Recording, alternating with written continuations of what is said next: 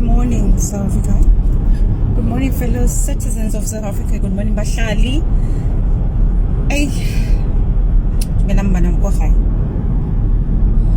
As this is my first ever video that I'm going to be posting on social media. But the reason I'm making this video is because, things that are happening in this country are cutting so deep. Hurtful. They're very hurtful. I just listened to the news now. They were talking about the Spasa shop regulatory framework that has been put in place. I've just been following everything that's been happening in the political space. The latest development. July has been a very busy month. I don't know if we should look at extending the month so we see what else is coming, because it's like this movie is not going to end anytime soon. Or we should wait and see what August is bringing for us. I don't know. But July has been hectic. But what I want to talk about today, in fact,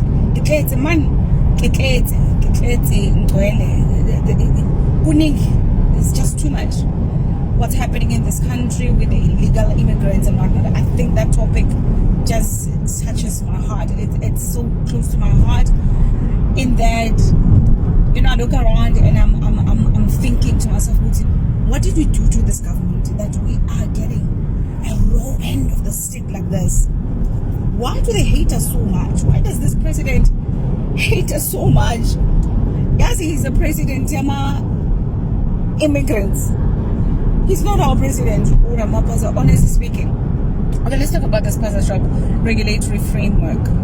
One, Bangladesh people, Pakistanis, etc., and I don't understand when are we gonna get it? Us Dakis, these people that are renting out their homes to Labamanto, who are killing our kids daily, was saying, yes, I just don't understand it. And then you've got some of our sisters marrying these people for citizenship, but they're selling the country out like that. It just doesn't make sense to me. I don't understand what's happening to us black people. What is wrong with us? Then now, fine, the Spasa shop regulatory framework. There was never this framework before these people came into this country in their millions and taking over Spasa shops. And you know what they've been doing?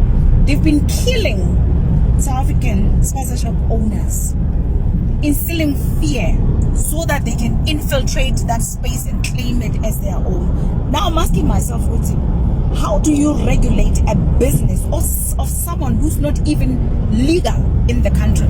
How does that work? Someone will have to make me understand. How does that even work? This person came into the country illegally. They open a business.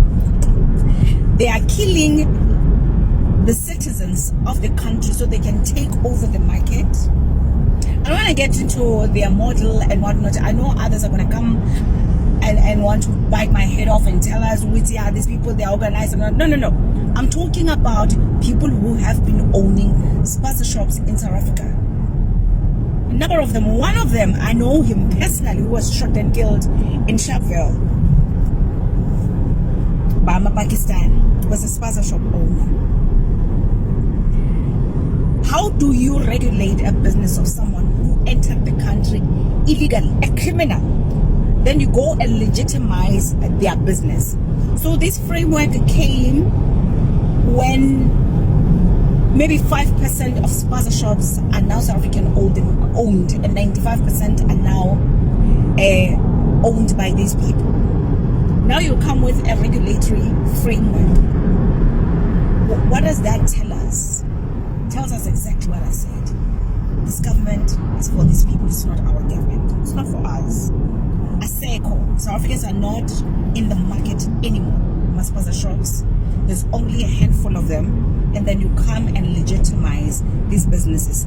And the few that are remaining are South Africans. If they don't meet the requirements, they're out. Because these people, they're big on bribes. They bribe their way out of everything.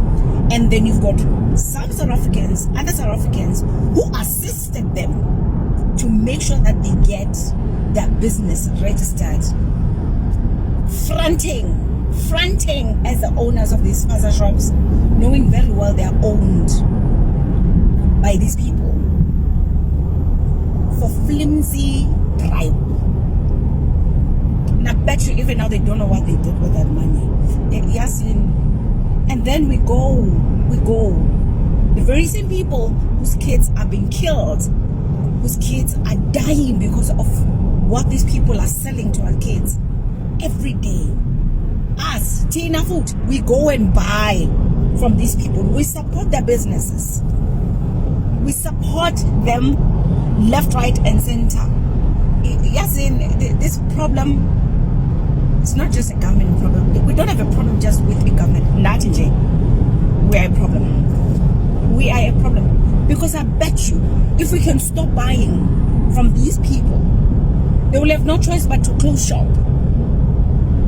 Or else, if we're not doing that, we'll be fighting, and this fight will not yield any results. We'll just be wasting our time. But if we want to hit them hard, we must stop buying from them. We must really stop buying from them. And anyone who's gonna come and want to, I don't know what, chop my head off, do that, attack me on social media, guess what? Whatever it is that you're gonna call me, right, I don't care. Honestly, I don't care. Call me whatever, say whatever, do whatever. I really don't care, because I know social media is used as a platform where people attack others.